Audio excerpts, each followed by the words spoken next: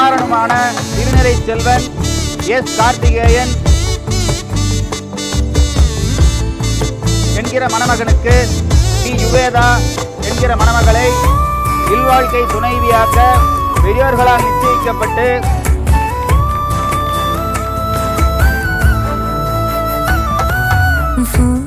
மனசு அடம் பிடிக்கிற குழந்தை அதை எடுத்து நான் சுமந்திடு ஆசை நீ சிரித்த அடையதுக்கு நீ மறந்த அதை நான் கேட்கும் மெல்லிசை